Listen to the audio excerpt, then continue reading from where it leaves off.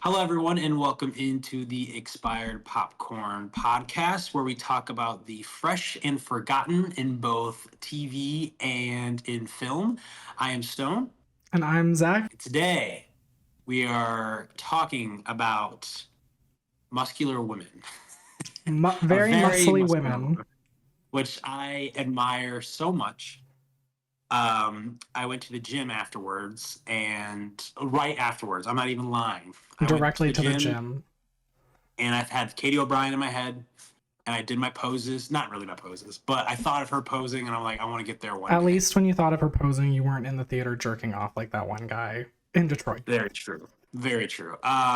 Supposedly, I heard somewhere that maybe that was a publicity stunt for A24 to get some and worked. I mean, more people thought about Love Lies I'm Bleeding. I'm sure more people thought about Love Lies Bleeding, and I'm sure more straight men who were interested in seeing lesbians went to go see the movie. Yeah. Speaking of which, yeah, today we're talking about Love Lies Bleeding. And speaking of which, when I went and watched mine, I tried to go as early as I could. It was the very first showing in the theater that was near me, and it was just me and four other dudes. That's funny because when I went, I was the only man there. Wow. I What was it packed? Yeah, it was a ton of lesbians. Like, Yeah, lesbian cinema is kind of thriving though with this and Driveway Dolls. I mean, there's mhm. not a lot of, which is really cool. I'm just saying there's not a whole lot of movies coming out right now, so it's kind of cool that these kind of came back to back kind of thing. Yeah. When the movie ended, the lesbians all got up and cheered, and they were like, "Oh my!" Like they all turned around and because they didn't realize that the whole theater was lesbians except me. They all got up, cheered, turned around, and they're like, "Oh my god, hey!" They were like, "Hey, lesbians!" And I was like, "Oh, hi guys, I'm just the gay man here." That would have been a lot. That would have been a lot more fun than mine. That was a lot more fun than mine. I mean, I was pretty in awe and shock of the movie. I thought it was great. We'll Mhm. get into that, but I was just like, it would have been so much fun to be in a crowd like that, especially because we both saw Driveway Dolls. This is a lot better story than Driveway Dolls. I think there was a lot of substance that was lacking there, and this movie might even be funnier than Driveway Dolls. There's quite a bit of comedy, and I know that was mainly what Driveway Dolls was, but Yeah, I would say that this is funnier. yeah, a lot of dark comedy in here. I'd say I this never one's like just like unintentionally funnier. yes, very yeah, funny situations that happen in a very dramatic Yeah. story. But this is Rose Glass's second film, her sophomore project, director and writer. She didn't write her first film, which was Saint Maud. But you have not watched Saint Maud. I have not. I literally didn't even hear about it until I was doing research for this movie. Do you know what Saint Maud is about? I have zero clue. Cool. I'll like break down it really quick. So basically, there's it's in set in Europe, which Rose Glass is European. I think she might be British. I think. And basically, it's a nurse, home health nurse, who's taking care of a woman. And this nurse has found God recently, and she's trying to save this woman, not only health wise, but also spiritually. But you kind of find out that maybe this nurse necessarily isn't working or talking to God. Maybe she's talking to something else. And it's a horror story in that sense. But it's very good. I mean, you could see a lot of similarities in Love Mhm. Lies Bleeding, but the thing that completely blew me away is that Saint Maud is absolutely 100% a horror movie. Hmm. And even though we'll talk about it, but even though there's horror elements definitely in Love Lies Bleeding, it's not a horror movie Yeah, at all. this is way more just rom com almost. Right. And I thought about the fact that like best horror directors right now, which would be maybe Jordan Peele, like everyone knew, Yeah. Robert Eggers, who made The Witch, The Lighthouse. They all are really good at those movies, but they never diversify themselves, as in do a little bit different movies, different genres. Yeah. Which I guess Jordan Peele maybe did that a little bit with Nope, With Nope, with I like was just with that was sci-fi, a a little sci-fi bit. horror still. Yes, yeah, but I think that's really cool, especially that a woman did it. That she's able to do both horror and Love Lies Bleeding, and I think this is going to do pretty well, and it'll be really interesting to see what she does after it. Yeah. But what did you think about Love Lies Bleeding? I thought it was a great movie. I had such a good time watching it. I honestly I had no idea what to expect other than just greatness because it was Kristen Stewart and A24. Like the movie ended up being everything that I expected out of an A24 and Kristen Stewart collab, but like plot wise, no idea what to expect. I just knew it was 80s vibes and lesbians. And I was like, I'm sold on 80s vibes and lesbians. You don't need to tell me anything more. I had no idea it had anything to do with bodybuilders. Oh wow, Yeah, like really? I didn't see like any promotion for this movie. I literally other than like Kristen Stewart on a poster and the title. Wow, because that's really what they. I spoke about it in my review on TikTok, but that's really what the drawing point of the movie is. Like, what draws Yeah. you in is the fact that it's about a female bodybuilder. Have you seen the poster since, where it's just basically Katie O'Brien's arm, Yeah. and you just see like, yeah. So that's basically what they were using to draw people in. Yeah. Yeah, I had literally no idea what the movie was about until you told me to watch the movie or like that you wanted to cover the movie. I had only heard about it and knew that Kristen Stewart was in it, and then you were like, "Let's cover this movie," and I was like, "Okay, sure." Lesbians and Kristen Stewart, great.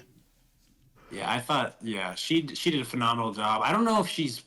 I'm trying to think about it. I don't know if she's ever worked with A24 before. Maybe she has. I don't, I'm not entirely I sure. don't know. Let me look this up really quick. Yeah. It when as you're looking that up, it's funny. When I was doing my research about Rose Glass, she wrote this. Even though she was from, she's from Europe. She wrote this to be set. She thought it would fit the tone and the story more if it was set. I believe it's in New Mexico is where the story's set. Yeah, And she wrote this in mind for Kristen Stewart, that role. It's the only that's person she. not surprising at all, actually. No. Because I mean, if you have a lesbian love story and you're supposed to have someone who's like not only is a great actress, but I feel like she just fits like everything about Lou, her character. It's just and it's so cool that Rose Glass was able to get the exact person that she wanted. Yeah, Any luck on finding any information about her working with A24? I think this is her first one because I don't. Really? None of these movie titles that I'm looking at are screaming A24. Well, and that's one thing I like too is that these big actors kind of like working with A24 now. Yeah, It shows me that they really care about film rather than spending or like making money. yeah. It's kind of like I don't know if you saw it. You might have been the one that sent it to me, or somebody else. Uh, Somebody else did. maybe. But it was Anne Hathaway talking about her new movie with Nicholas Mm. Galitzine, and everyone is like saying that this is so odd for her to do, and she's like, well, I didn't want to pigeonhole myself. So and sometimes people just want to like go make a fun movie, and this one really spoke to me. And then like it was like a meme, and so the comment like right under the picture of her like saying all that is she really just said, I'm a 40-year-old woman and I just wanted to make out with a hot man and have fun. Yeah, I don't blame her at all. Did you see the new story that came out about that being the The most streamed trailer of any yeah, streaming movie? yeah. That surprised me. That really surprised me. I But was good for shocked, her. but I mean, it kind of makes sense because anything Anne Hathaway does is gonna blow up. And then Nicholas Galicine's like hyper relevant right now because of Bottoms, Red, White, and Royal Blue. What else was he just? Oh, I'm Mary not and really familiar. George. I'm not familiar with him too much. Is he the quarterback in Bottoms? Yeah, Okay, he was actually really good. But I didn't love Bottoms as much as other people. I did enjoy it, but he was very hilarious in that movie. I gotta admit, yeah. he was really good. And they marketed him a lot. They really rode the coattails of Red, White, and Royal Blue's advertising by pushing him as like a lead, and he's not even a lead in the movie. Like he was very much a side character. Interesting. So he's like one of the big actors that are up and coming, kind of thing. Yeah, like he's definitely gonna be huge. Do you think he would have fit the '80s aesthetic of Love Lies Bleeding? Absolutely not. Do you see? Can you see him? Can you see him in a mullet? God no. Please no. I was surprised at how decent the mullet looked on Dave Franco. Yeah, I saw something that said I think that Ed Harris got to pick his hair, He and wore the extensions as a joke, and they liked the extensions so much that they made him wear them for the movie. I don't know if I saw that. I saw that Kristen Stewart literally asked him, "Is this a joke? Because you look exactly like my father." I guess her father has that same type of Oh hair, which is kind of God. crazy. Yeah, I think I saw that, but But yeah, the Love Lies Bleeding, I enjoyed it very much. I knew what it was about. I definitely knew it was about a female bodybuilder. Um, I went in waiting for the female said bodybuilder to show up because I was really excited to see Katie O'Brien, who has been surprisingly in big projects. She's been both in the Mandalorian series Hmm. and also Ant-Man and the Wasp: Quantumania. Who was she in Quantumania? No idea. No I gotta idea. go look this up too. Look it up. Look it up. But something that's very interesting that I saw is I really don't think about this a lot when it comes to Hollywood is the fact that she got an agent off of this movie. When people are actors, I just always assume that they have agents, but I guess that's not necessarily the case. Yeah, a Was lot of she times they'll just get picked up because they did so well in a certain role. right?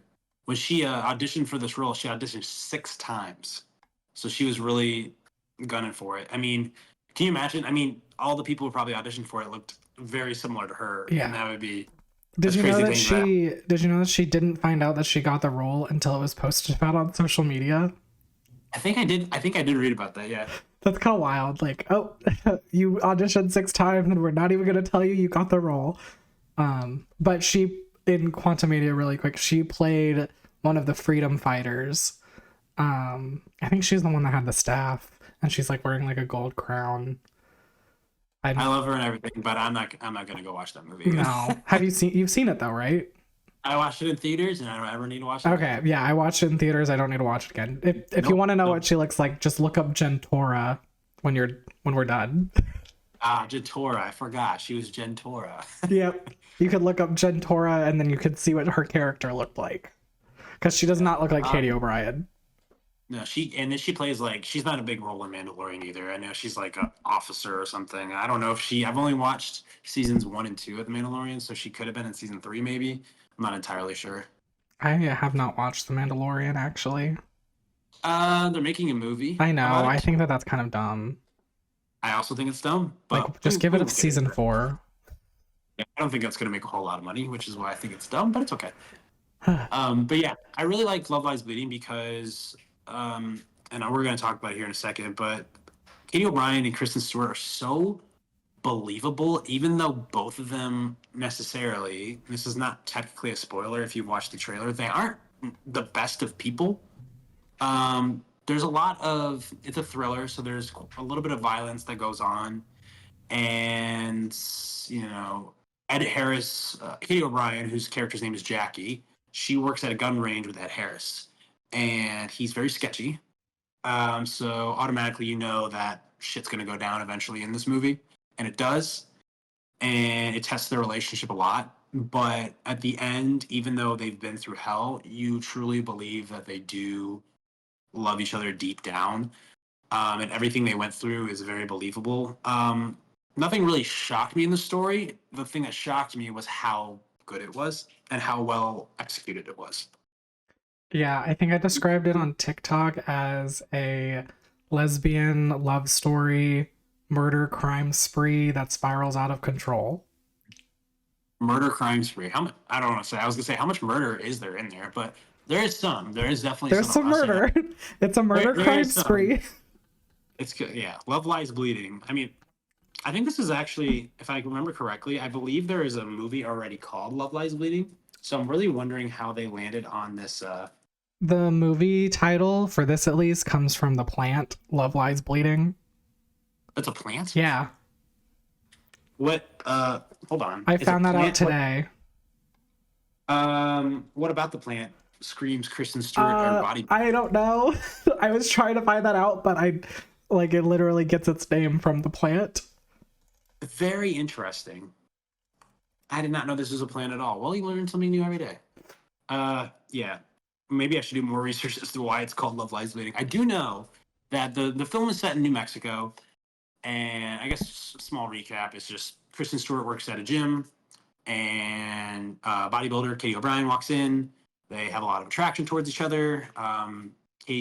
Kristen Stewart's character Lou begins to help Katie O'Brien, Jackie, train for a competition in Las Vegas, and obviously because of that, and also they are attracted to each other. They have a really good relationship, but then things get really sketchy when we find out that Jackie is working unknowingly for Lou's father, which is Ed Harris, who's involved in very crime-related things. And then it all The spirals out of FBI, control. the FBI is looking for him. But something I thought was very interesting was the fact that this movie was set in New Mexico. Like I said earlier, Rose Glass, even though she's European, she wanted to like take this story, even though Saint Maud was set in that area. She wanted to take this and put it in the United States. The thing about it being set in New Mexico is that if this was set in New York or Los Angeles, somebody who looks like Katie O'Brien wouldn't be that off-putting because that type of fitness is probably more similar in or more prevalent in those areas. So it's very important that it was kind of in the middle of the country because then she sticks out like a sore thumb. Yeah, that makes sense. But I, what did you think of their relationship? Was it believable? yeah, I thought it was very believable. One thing about the relationship and like kind of the relationship with the town, I just found it very interesting how little everybody cared that they were gay. Yeah, very much so. I thought that was very unique. Yeah, like I thought that was a nice touch. I talked about it on TikTok also that like it's very like the focus of the relationship was not the queerness. Yeah, and that's what I meant to ask you was, so I watched the movie. What was it called? All of Us Strangers. Did you ever get around to watching that movie? I did. I love that And I movie. really, okay. Here's the thing. I spoke to someone who's also gay, and I said how much I really love the movie. I didn't speak to him, but I saw his review of it, Hmm. and he said how he was very disappointed, how it was very cliche at the end, how a lot of times in gay cinema it's the focus is always on that, which makes sense with a story like All of Us Strangers, but the fact that it's always kind of tragic at the end. So I was going to ask you how refreshing it was, and I'm sure it was to the crowd that you watched it with, that it wasn't focused on that. Even though, I mean, even we talked about Driveway Dolls. Even Driveway Dolls is way more focused on that. I feel Yeah. like than this is. So I bet that I think that's really really cool. I can only imagine what like you think. Yeah, I mean, I think we need to do a whole episode on All of Us Strangers because I have so many thoughts about that movie. It's probably one of my favorite movies of all time. Wow. Um, I really enjoyed it a lot. yeah, and I like just personally, I have the complete opposite feel that it's not tragic in any way, shape, or form. It's actually like a beautiful love story that you get to rewrite the ending however you want. It's very open to interpretation. But with this, I found this very refreshing to watch and like not have this is kind of a spoiler, but not really because you watch the movie and you never get the sense that this is going to happen. It's not a bury the gays story in at all, and like you never get the sense that the gays are going to die, because it's also not focused on them being gay. Like the only thing that's like a focal point about like the queer relationship is the fact that it is just two women.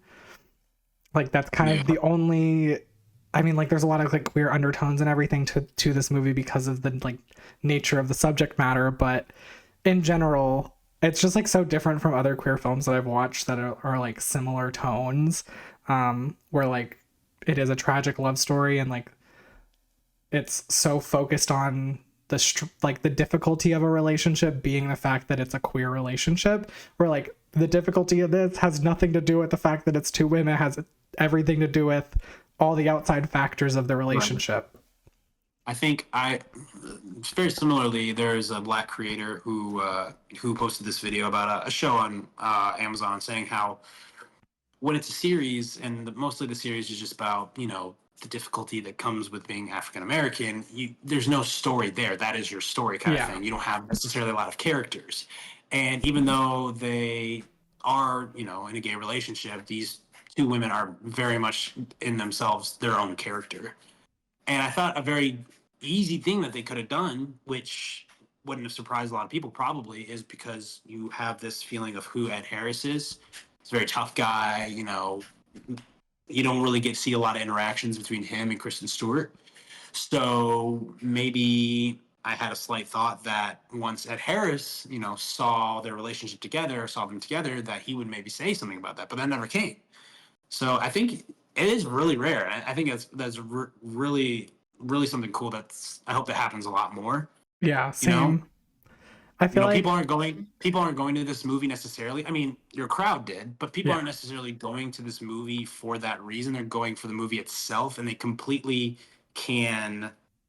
They don't focus on the fact that it is two women. You know what I'm saying? Yeah, I feel like there's like two crowds of people that are going to see this movie. There's queer people who are going to see it because they know it has something to do with being queer. Representation. Yeah. Yeah, and then there's people who are going to see this movie and it just happens to be a lesbian film. Right. Well, I wish I saw the numbers. It did 2.2 million, I think, at the box office this weekend, which isn't too bad, but it isn't too good either. Yeah. And like I said, the very first showing that I went to, it was only me and like three or four other people. So I'm happy that, that community is going to the theater, has movies to go to the theater, but I wish it was like 50-50. Yeah. I mean, I went and there were like 20 lesbians, but I also live in a very queer town. Oh, yeah. So I wasn't surprised when they all got up and cheered and there was 20 lesbians and me. Yeah, like I said, same way. I wasn't surprised when I went there and there was nobody there, kind of thing. Yeah. So I hope this. I mean, I think word of mouth is very strong, and we've said how much we both love the movie. I hope that it does well in the next couple of months, or not next couple Yeah. of months, but next couple of weeks, and more people go and see it. I really hope it gets the like Pixar Elemental treatment where like word of mouth really just makes it skyrocket. And I don't expect it to make like hundreds of millions of dollars, but like a good 50 million would be nice.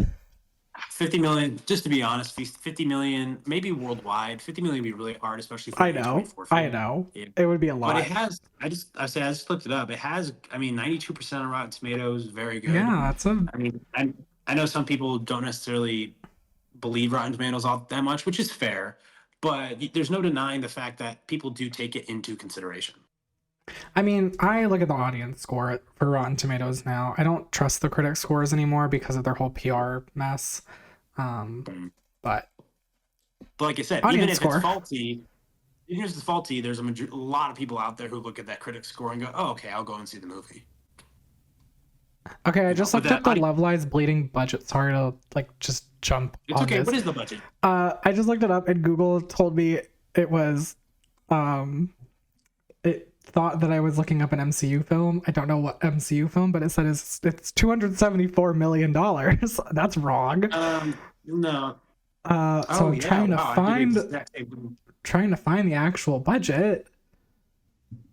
Yeah, I just looked up the exact same thing and it did the Yeah, exact that's same thing. weird. I don't know what the budget is. It's funny that you mentioned that though, because that was something very interesting that Katie O'Brien spoke about was the fact that she's been in these big productions, The Mandalorian and Ant-Man and the Wasp, and she said how different it is just being in such various projects was you didn't have to take anything necessarily that serious when it came to Ant-Man and the Wasp because stuff was changing every single day. Yeah. And they have so much money, so that happens all the time. But when it comes to a smaller film like Love Lies Bleeding, you have to have a plan ahead of time because you don't have a lot of money to spend and you need to spend as little as money as possible. So have everything mapped out and it kind of cannot change. And I thought that Yeah. was very interesting that she could bring that perspective. Yeah. I mean, that makes a lot of sense. I'm sure Kristen knows about that. I'm trying to think. She was She's in most Twilight. recently Twilight. I don't know how necessarily big those budgets are. I But think was they gonna were say, pretty big budget, especially for the time. Like there weren't like hundreds of millions of dollar budget films like Right. that many. I mean, you have to think Twilight started at the same time as Iron Man. Very true. Very true. But one thing I thought of right away was, that's not too big of a budget. But the biggest movie, blockbuster type of movie that she has been in that I could think of was that Charlie's Angels. Which I thought film. was very good. I really enjoyed that. Well, I need to watch it then because I honestly didn't watch it. So that was $48 million for Oh, a budget. that's yeah. What was the So Twilight definitely- budget? Oh, was that sorry? What was the Twilight budget? I gotta look this up. Yeah, very interesting. But Oh, I didn't one know thing I found out- Twilight's budget was only $37 million. I told you those look cheap. I mean, they don't I- look cheap, but there's not a lot. I feel like they weren't necessarily huge actors, no big That's true. They weren't side like gigs. huge at the time. Exactly.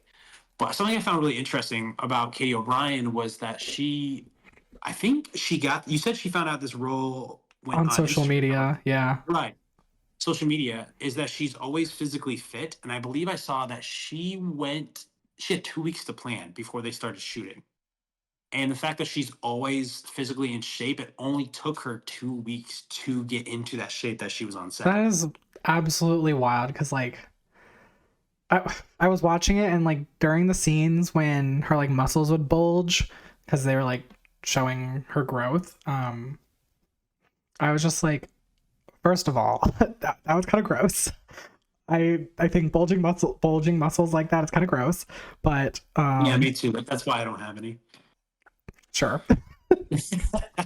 um but second, I was like, I wonder how much of it is actually her, like how much of the like obviously like the like ripple like muscles is CGI, but like I wonder how much of the like flexing is hers versus how much of the CGI was like adding to it, or if it is solely only the little I think ripples. I think there were some elements. I think the scenes that you have to take into consideration probably is just the ones where she's in the gym just lifting, and then when she's at the competition.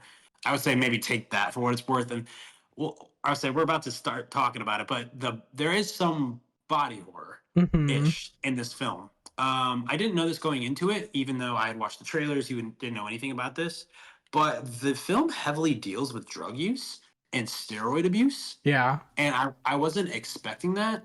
And I don't want to get into detail how it does that, but it does use that drug in a way to creatively show how, we can just say this because I think it's kind of obvious, how Katie O'Brien's character feels in that moment and how it's changing her.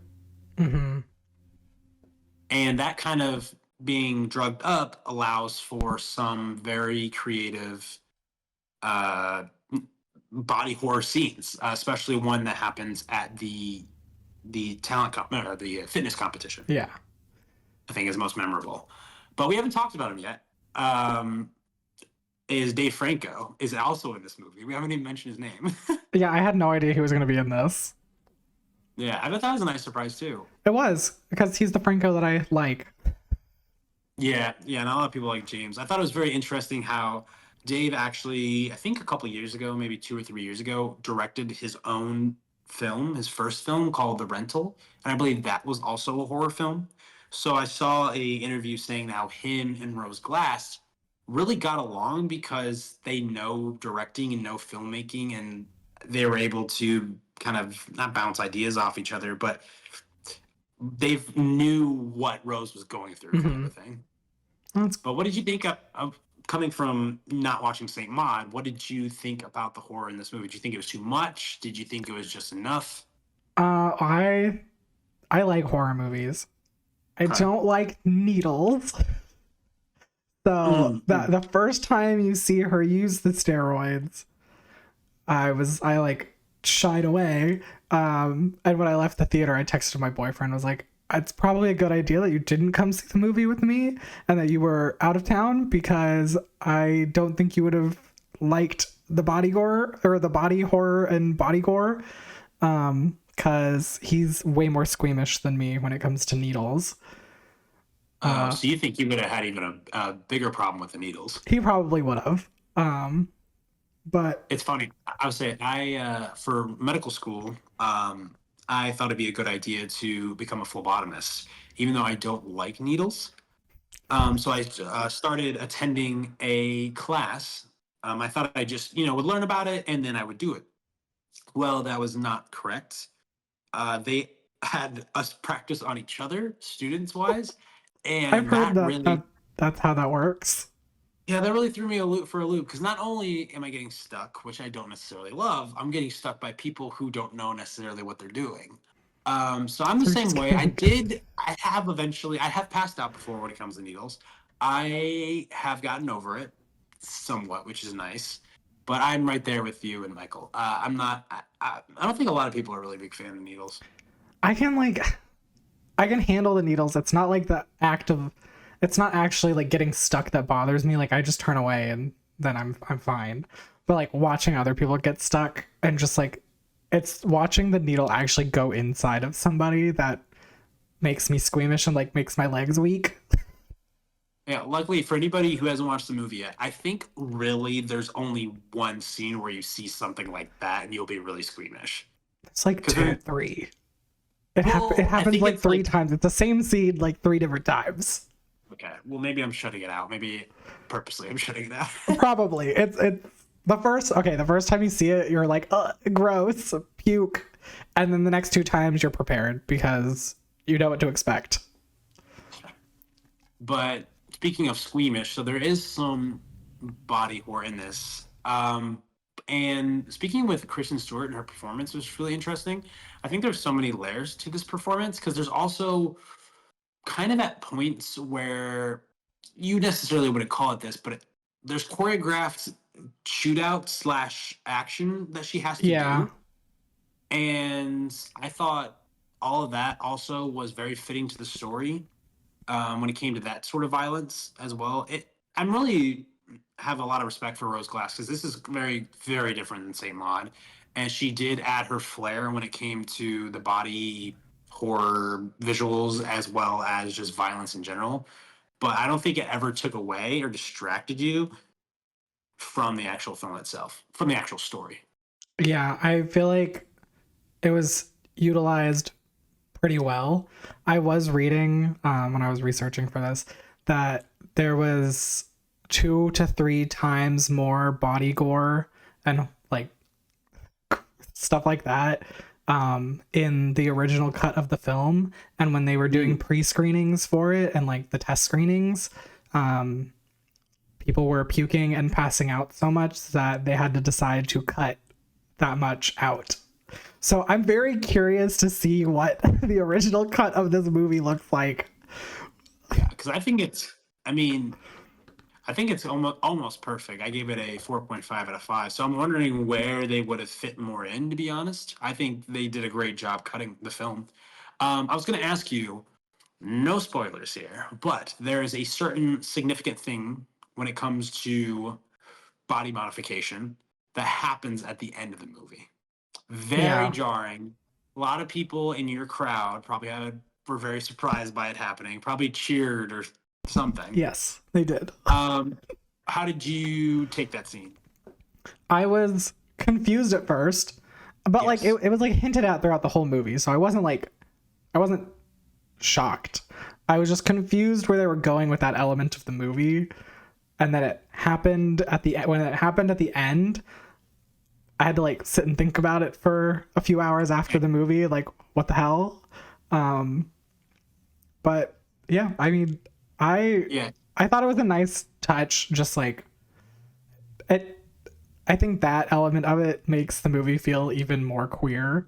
It just like Really yes, it just makes it feel even more queer and like whimsical and just interesting. it just adds more fun to the film. Yeah, I think it was very smart. Also, I think it was beautifully executed because you get little hints at it, like you Hmm. said, throughout the movie. If it just happened at the end, then that would have been really jarring to a lot of people. That fact that you knew when you had little snippets of it throughout the runtime, you never really questioned what was happening at those moments. You're like, okay, I kind of get what they're going for here. You didn't have to think 1 or 2 hours Yeah. about it. But then when the big reveal happens at the end of the film, you think back, like you said, a couple hours later, and you put the pieces together. You say, okay, I understand what she was going through, or I'm not going to spoil anything, but what was happening here, and now everything comes together and it makes sense, kind of thing. Hmm. You said that you went and watched this movie. The only thing you knew about it was it's queer and it was 80s. What did you think about the 80s aesthetic of it? I loved the 80s aesthetic. I honestly really just love like 80s movies in general. I feel like they're some of like peak cinema. Like Oh, peak cinema. yeah, like there's just so I many mean, like we just talked about it beforehand. I watched a movie called The Abyss, which I thought was very good and very a lot better than a lot of things that come out today, and that was made in 1989. So Exactly. Like there's like a lot of like rom-coms and stuff too in the 80s are really good, even though they're all straight. Um, but like the only bad thing about the 80s. the only bad thing about the 80s is the homophobia that killed Yeah, a bunch of people, and uh we won't think about that. and probably some of the hair. Some of the hair is not great. Yeah. Uh, Katie O'Brien's hair was Katie fantastic in O'Brien's this. hair was great. It was very nice. I I meant to look it up after the movie to see what her actual hair looks like. She's got very short hair. Yeah, Very short. because like the whole movie, I was like, "There's no way this is her real hair. There's no way this is her real hair." Like, I I was just like, I don't know what it was. I was just so impressed with her hair. I just sat there like the first like probably 20 minutes that she was in the movie. I was paying very close attention to her hair because it's just like one of those things that they paid a lot of attention to, like a lot of attention to the details. And so Everyone. I mean, Dave. I think Dave and Kristen. They both have yeah, they mullets. both had mullets. So I Ed Harris has some of the worst hair of a villain type guy has ever had. and then that's like very like small town of like small town vibes too, like the mullet and Ed Harris's ugly hair. When you talk about the 80s aesthetic that you love so much, do you think it's overplayed at all in today's like media and TV and films and I stuff? think Like the more only thing I can think of is I think even though I love this show so much, I think Stranger Things really banks on the 80s and it doesn't necessarily feel like an 80s movie or an it, 80s setting, even though they get all the production and everything right. I don't know. This felt like it wasn't trying as hard. this felt like the 80s was a like just the setting. That's it. It did not. It was not an important like that. This story could have played out in any decade and been the same essentially No. because they're not relying on the 80s as much. Like the 80s is like an important element to the setting, but like if you took the 80s away, the story itself could have played out the same probably in another decade. I think so. Disagree. Well, here's the thing: I think Rose Glass said this. The fact that she didn't want to do it in the 80s, but the thing is, she had to kind of. She was worried about that. She was worried that the 80s was getting overplayed too much or being overused too much. But the thing is you have to think about the Katie O'Brien character, Jackie. And her thing is she's a hitchhiker and she's trying to, become a bodybuilder, become, a fitness icon, so to speak. If that happened nowadays, she would just be an influencer. She would never interact probably with Kristen Stewart. She wouldn't need a hitchhike. It would just be they needed to set this in a world where technology wasn't very prevalent. I guess that's true. I guess I was thinking more of the like latter half of the The, film the where crime part, not I'm necessarily thinking, Katie herself. yeah, I think that like the first half of the film, like the setup, the exposition requires it being in the 80s. But I guess I'm thinking of more of the aftermath of everything. Mhm. Like all the crime and Kristen Stewart's relationship with her family. And like, even if you take out the 80s and you replace you replace Jackie's like desire to be essentially a fitness influencer, a bodybuilder, if you replace that with something else that's more relevant to another decade, Yeah, it could. it would work. Like though, like that's kind of where I was going with the whole like if you take it and put it in another decade, the story works regardless because Yeah. it's the 80s is only important to why like the motives of why they're doing something that they're doing, and so you would just replace it with another like important thing from whatever decade you place it in. I guess that's where I was going with that, but like I get what you're saying with the like technology would need to be removed in order for this story to play out exactly the way it did.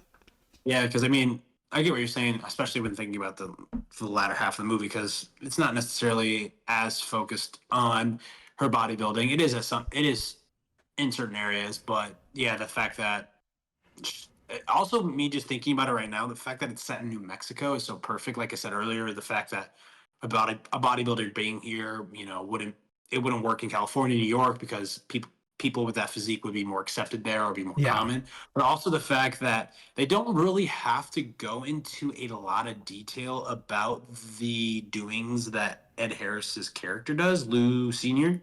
I think this Yeah. is his title, is because you get the fact of where they live in the country, and you get to see a little bit of the equipment, the illegal equipment that he's dealing with, and you're like, okay, I understand what is going on, and that's basically where they leave it. You don't have to know what he's doing because the audience already knows what he's doing. Yeah. Yeah. I mean, like you see him and you just know. Yeah, exactly. You What see did him you? and We you haven't hear he talked. has a gun shop and you know everything. Yeah, he lives in New Mexico, and there's a gun shop, and the feds are after him. You can kind Yep. of put all three of them together. What did you think? We didn't talk about her yet, but what did you think about Daisy? You know, talk about with Oh, Daisy. the other lesbian. So yeah, at the beginning, there's a right from the start. There is a woman in the gym who's very into Lou, Kristen Stewart's character, and is very much desperate for her. But Lou has no interest, and Daisy becomes a bigger part of the movie. She's periodically in the film, becomes a very big part of it towards the end. Um, but she has a very distinct feature about her that set unwell with me. That didn't sit well with me, and that was her teeth. Hmm. Mhm. Yeah. I agree. Uh, I thought it was very funny. My very first line of my review on Letterbox was the fact that we see we see Jackie, Katie O'Brien's character, being homeless for just a little bit at the beginning of the film, and she's there, she's getting ready for her day, and she has a toothbrush and she's brushing her teeth. I said, I think Daisy needed that just a little bit more than Jackie did. Just a little. And I found out, which is really interesting, is originally they were trying to paint or do some practical effects to her teeth. But because your mouth is so moist, it would come off. So every aspect of her teeth in the film is actually visual effects. Okay. I thought you were about to say, or her real teeth. No, not her I real was teeth. about to No, be like, oh, the child that wanted to be a dentist inside of me is no. shrieking. No. I mean, no, maybe it would have fit. Like I said, that would have maybe fit the '80s aesthetic too. We're talking about that. I mean, Her less teeth dental just. care, less dental care maybe back then. One thing about me is I am like very psycho about my teeth. I had braces as a kid, and after I got braces, I started taking really really good care of my teeth because I had I would always get compliments on my smile. So like teeth have been incredibly important to me. I wear my retainer. I brush my teeth twice a day, sometimes 3 times a day. I floss, tongue scrape, mouthwash, do the hydrogen Yeah, peroxide rinse, everything. Like it's always my goal when I go to the dentist for them to tell me you have the best set of teeth I've seen in years. yeah, I'm very blessed because they say that about me too, and I'm the only one in my I have a brother and I have a sister. I'm the only one who hasn't had braces. Oh, that's So, nice. I'm the only one that did have braces. well, and we both have good smiles. There you go. Yeah. But It all ended the same. We're both happy with our smiles. but like so like seeing people's teeth is a humongous part of like everything in my life. Is That's the first thing I look at is somebody's teeth, and if I think your teeth are gross, I'm gonna be probably just like very deterred from you. So seeing her teeth in this movie, I was like immediately thinking, please don't make her be a big part of the movie. Please do not make her come back. Please just let her be a random side character that's like one off line, and then we never see her again. So that when she came back later in the movie, I was really disappointed.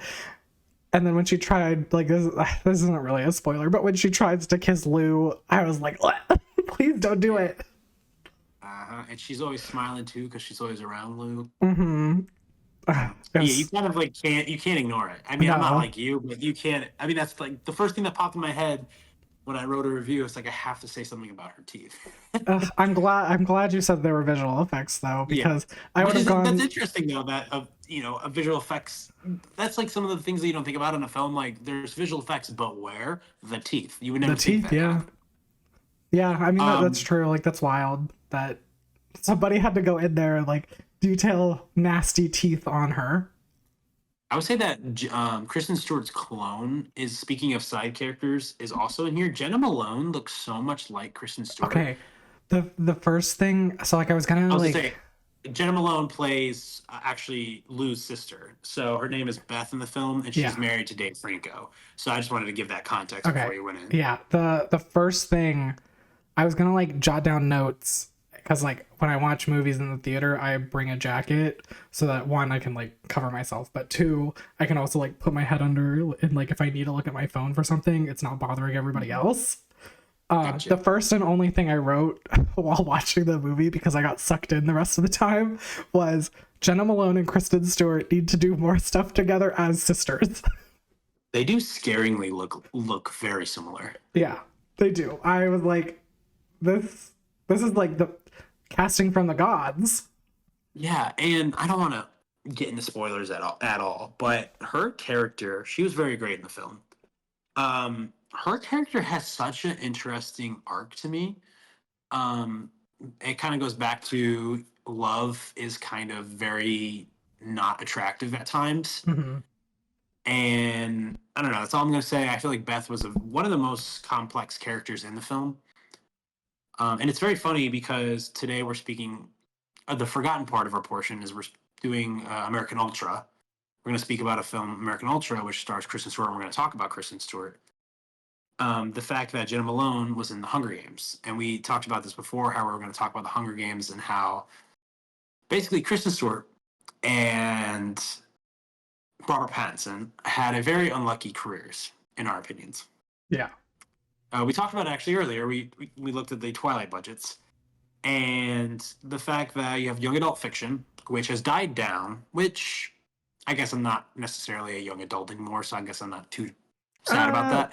I like dystopian movies a lot. I feel like you're still a So young adult. You're not 30.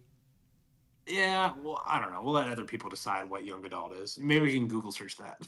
I think young adult is technically like 16 to like 22. Oh, so I'm not. No, I don't. I mean, I'm not either, but I'm just in my head we are. Let's see what Google says. Oh, I'm at the edge. It's 26. okay. How old are you? 25. I turned 26 this summer. Yeah, we're still young adults. Look at us. Okay, So go you have us. 18 to 26. Okay. So we're still the we're still young. demographic. Yeah. But the fact that obviously it's been shown now through their work that they're doing that Robert Pattinson and Kristen Stewart are very good actors. Kristen Stewart nominated for an Oscar 2 years ago, I believe, Yeah, for for Spencer. Spencer. And then Robert Pattinson is starring in Academy Award winning movies like Bong Joon Ho's new film, which Bong Joon Hmm. Ho won Best Picture in for Parasite, and then Robert Pattinson's starring in his next film. And something that's very different is between, like I said, the Hunger Games, like we were talking about Jenna Malone, and Harry Potter. Those young adult properties, the films themselves, and also the writing, have very good writing and good directing. And Twilight was lacking in that. And because of that reason, it appeared that Robert Pattinson and Kristen Stewart were very poor actors, and they got scrutinized for it. You might be. I think you're probably a little bit bigger of a Twilight fan than me. How do you think their acting comes across in those films? You might have watched them more recently than me. I've never seen Twilight. Oh, you never seen Twilight? I've seen Wow. it's one of those FX movies that comes on FX and I've watched it in pieces. So I've probably seen all four or five movies in their entirety, just never watched them through all the way each time. But from what I've seen, it's the script. It's the script that's bad, and these two actors are doing a phenomenal job with a shit piece of work they were handed. Because, like, you have to really think about it this way. How do you have two actors become like big household names with such a shit movie that everybody ridicules all the time to then go on and win awards or like be nominated for so many awards and like carry a 5 film franchise that people continuously ridicule on their backs. Like, you have to have talent to do that. Yeah, and I told you that I probably want to do some research and speak about this topic about Robert Pattinson and Kristen Stewart a little bit more. But I remember when I was starting to do some research, as I looked at the directors who had directed all of the Twilight films. I think they switched. Maybe a couple of the films had the same director, but they changed a lot. Mhm. And the fact that people forget when it comes to, hey, if you think that Robert Pattinson or if you think that Kristen Stewart are bad at acting, okay, that's fine. You're entitled to your opinion. But why they're bad is somewhat because of the director. Because the director is supposed to tell the actor, this is what I want out of you. This is how you're supposed to change it. No, I saw it this way. The director saw what they were doing, and Kristen and Robert thought that that's what they wanted and said, yep, that's good. That's exactly what I want. And we as the audience look back and say, that's not good to me, you know? So I feel like 50% of the blame usually should be on the actors, but then 50% of the blame, well, here's the thing. Maybe 10% of the blame, like you said, the script is also not very good. So you have the script and then also the directors not necessarily working with a bad script, trying poorly to show these actors what they want. You also have to think of where the source material comes from, and just like, it's I mean, bad source material. that was the thing back then. It was just to do split the last book into two No, movies, no, two no. I'm talking movies. about like where her inspiration for the books came from. I forgot, where did they come from? Remind me. She grew up Mormon, so it's her take on, I might be saying this wrong, but it's her take on like vampirism from a Mormon perspective, and like Interesting. how Mormon, like, there's like Mormon undertones in the movie, or Interesting. in the books, and that's like the whole, like, it's like a whole ordeal. I don't know enough about it to like speak too much on it, but like the source material is influenced by the Church of Jesus Christ of Latter-day Saints, whatever their official name is, Mormons. Yeah. Very interesting. Yeah, maybe if there wasn't that, not necessarily an agenda, but that thought in the back of her mind, then the story itself would have been maybe a lot more free to do to be better, you know? Yeah. But I think it's really just speaking about the fact how much they were literally judged and reviewed and criticized the two performances of these actors, I just think about the worst fan base in the world, which is the Star Wars fan base, and how it recently just came out. I don't know if you saw the story, but have you seen Star Wars? Yeah, I've seen them all. Okay.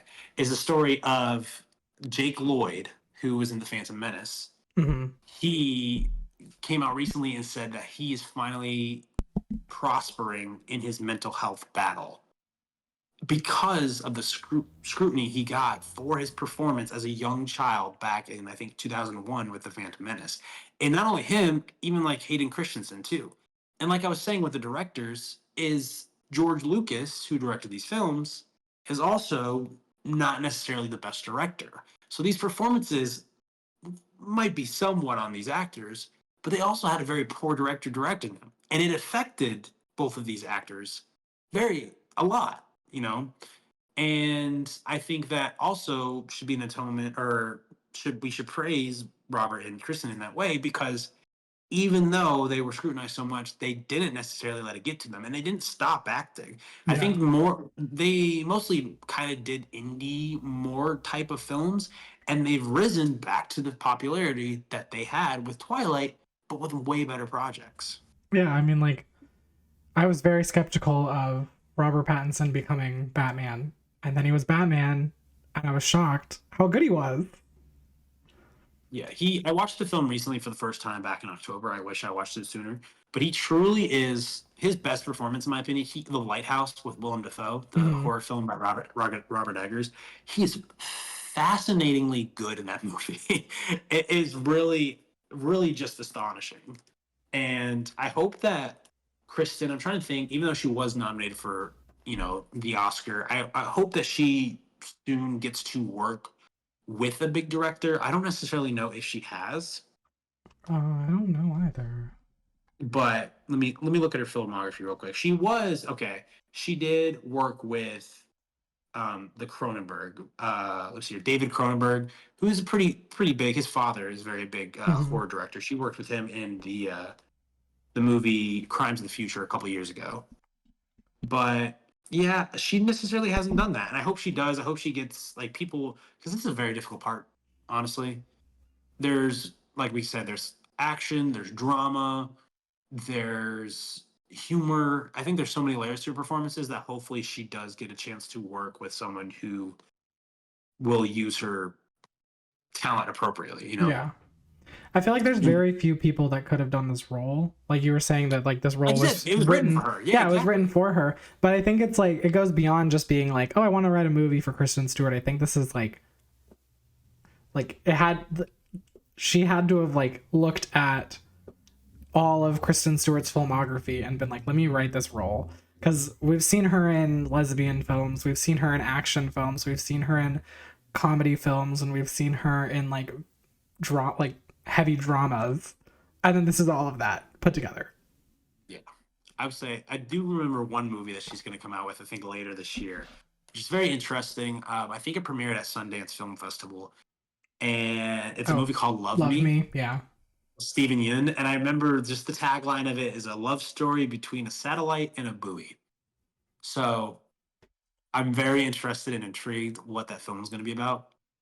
Me too. But I would say, speaking of when we were talking about the layers of her performance, speaking about the action part, do you want to start tell everyone about our forgotten portion of Oh, yes. the American podcast, Ultra. American Ultra? Okay, so this is going to be my quick recap of American Ultra.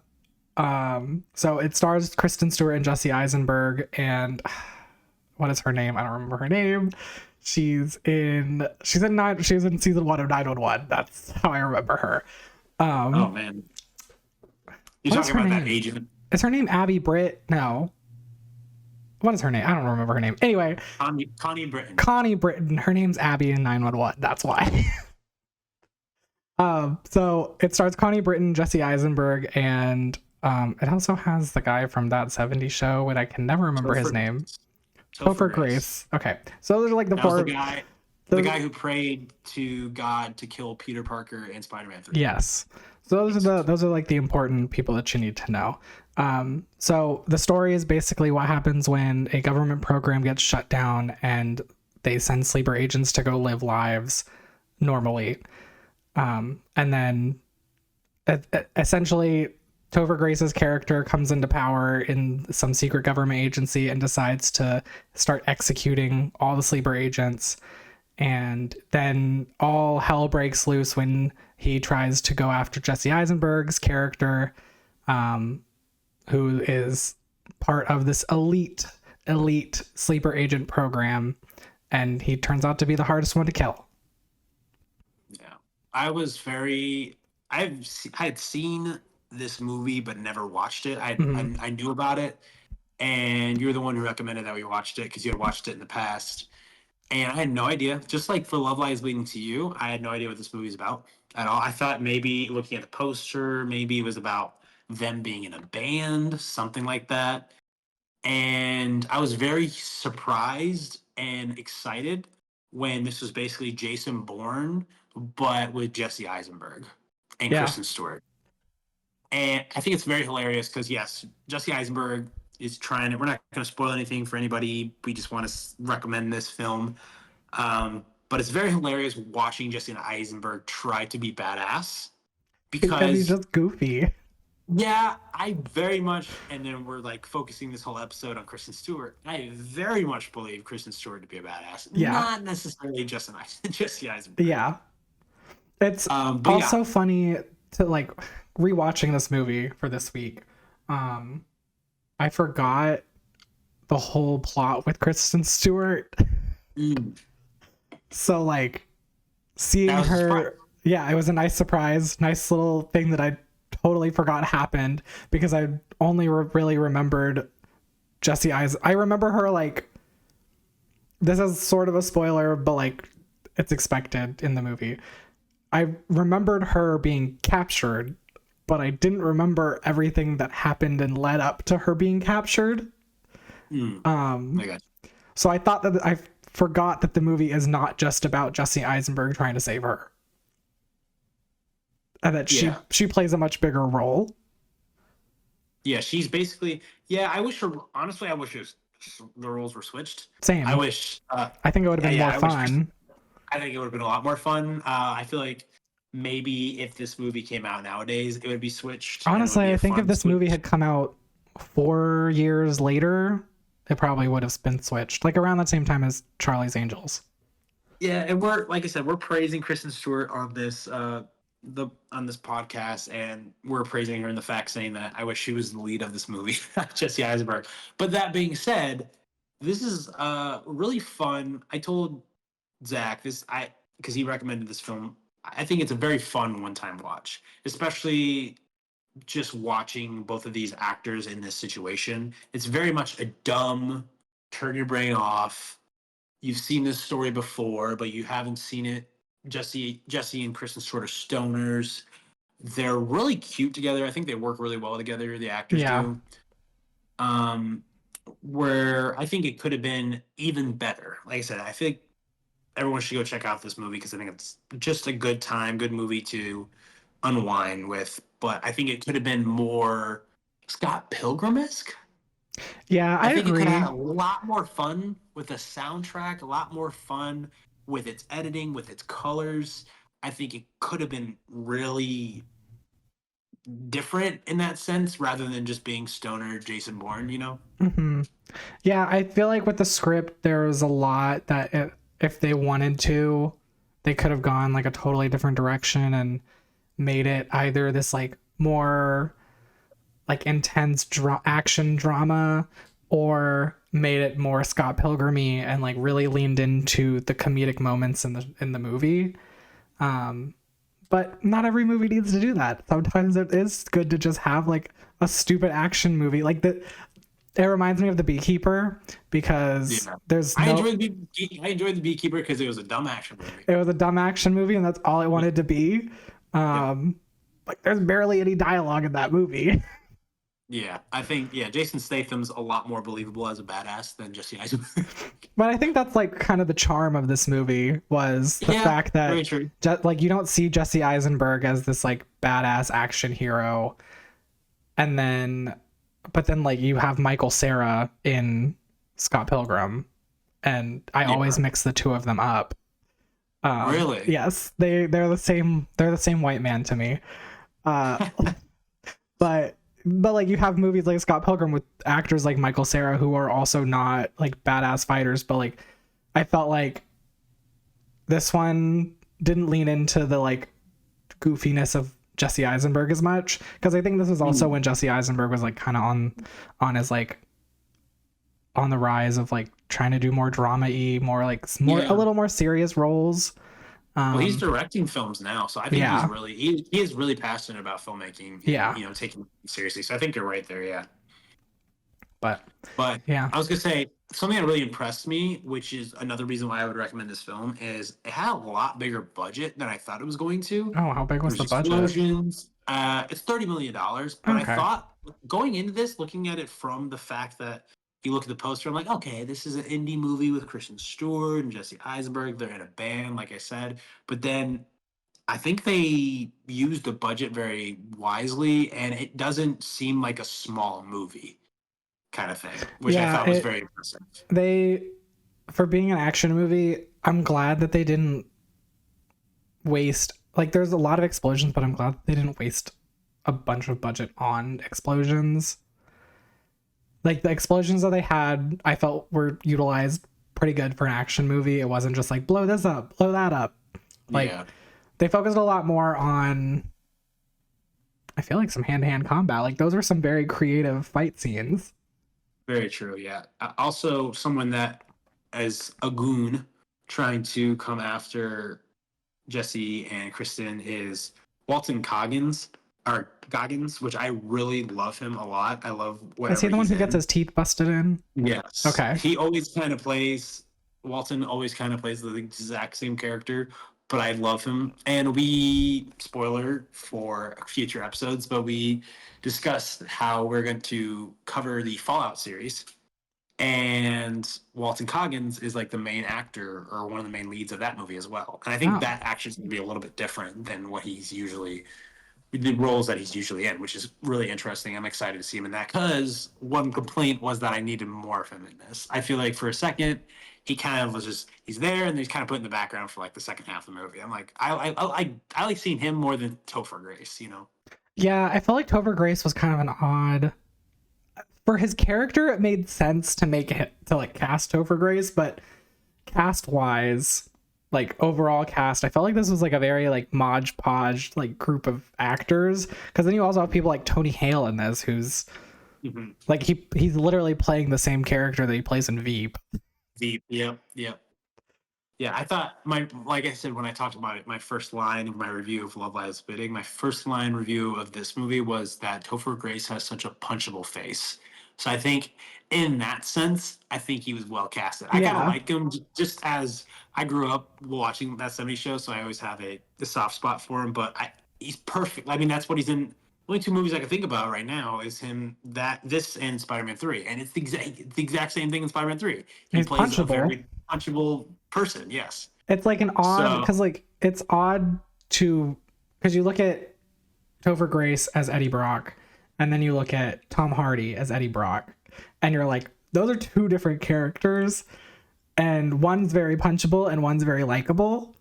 Um, yeah, very true. and but then you're like, it makes sense for Topher Grace's Eddie Brock to be that Eddie Brock versus what is his name? Tom Hardy, No, in Spider-Man's name. What Tobey is it? Maguire. Toby Maguire. That's his name. Peter It makes Parker. sense for Yes. them to be opposite each other. And Yeah. like in this, it makes sense for somebody like Topher Grace to be in the role that he was in American Ultra versus somebody like Jesse Eisenberg. Like you can't have like this domineering character. You have to have some like goofy actor versus a goofy actor. I got you. Yeah, it really does match. They match each other, but they're completely different in the movie. I Yeah. got you. Yeah. So, yeah, we recommend American Ultra if you really want to shut you off your brain and watch Kristen Stewart be badass. You can also watch Love Lies Bleeding and see her be badass. What would you give? I'm interested. So we both love Love Lies Bleeding. What would you give to Love Lies Bleeding? 0 out of 10. Because it's queer and it doesn't bury the gays, I'm a little biased. Okay. I would realistically I'd probably give it an 8.5 or an 8. Okay. But because it's queer and doesn't bury the gays, I'm gonna give it a 9. Okay. Well, we can come in from my perspective where I don't have any of that, and I would also give it a 9. I just think it's Uh, such a good movie. yeah, it's solid. It's nothing. You can kind of see where it's going, but it excels at everything that it's trying to do. I would Yeah, and say. it doesn't give like it it's just a good piece of cinema. It doesn't give like I'm trying to win an award with this. I'm just trying to tell a fun story in an artsy way. I'm glad you said try to tell a fun story because that makes me, like I said, I'm just really after Saint Maud and after this movie. I'm really excited to see what Rose Glass does next. I hope it isn't too long. Yeah. Um, I'm really curious what genre it'll be. Probably a little bit of horror, maybe to be sci-fi. And I'm a big sci-fi fan. But yeah, I said I'd give it a 9 out of 10. Yep, 9 out Yeah. of 10. And I don't have nothing queer going on. That's straight, dude. 9 out of 10. I thought it was really, really great, and I want to go see it again. I've been trying to go see it again with my wife, but we haven't found the time yet. She was feeling a little bit sick yesterday, but I probably will go watch this again in the theater just because there's not a whole lot out right now. I Yeah. mean, we There's stuff coming out, but like right now it's kind of the lull of the season right, after we got Dune. Dune. Obviously, we talked Dune, and then this movie, and then I think Immaculate comes out this weekend with Yeah. Sydney Sweeney. I'm trying to think if there's anything else that comes out this weekend. I don't believe so when it comes to films, I mean, just look at what but movies are coming out this week. but yeah, Immaculate with Sydney Sweeney. If anybody's wanting to check that out, I have a lot of people, a lot of mutual friends who have said mixed opinions about it. I do think Sydney Sweeney gets a bad rap. Ghostbusters is coming out. Ghostbusters and Sydney Yeah, Sweeney. Yeah. Those are the two movies for you this weekend: Ghostbusters, Frozen Empire. Which too many things are being named Frozen Empire or Empire, by the way. You have Aquaman and the Lost. Oh, Kingdom. Never mind. Not enough things, apparently. I thought there was. I thought there Um, was a movie called I don't Empire. Maybe know. I'm. But anyways, so yeah, those are the two movies coming out this weekend. Next week, though, here on the podcast, we are not going to be talking about a movie. We're going to be talking about a new show, Yep. Three Body Problem. So be looking forward to that. We're also going to talk about Benedict Wong as well, Mm-hmm. focus in on his career and recommend a film that we're both really excited to talk to people about. It's very critically acclaimed. Won't say what it is just yet, but Yeah, look don't want forward to to that give you the next week. recommendation yet. Yeah. And then there's no reason to listen to us. Exactly. You have to come back and listen through the whole thing too, because it'll be at a different timestamp than the other podcasts. Yeah. I Love Lies Bleeding, great movie. Did not disappoint. Had a lot of hype going into all these festivals, and both of us really loved it. So that's the fresh and the forgotten this week. Thank you if you were listening to us. I am Stone. I'm Zach. Yeah. And we'll talk to you guys next week.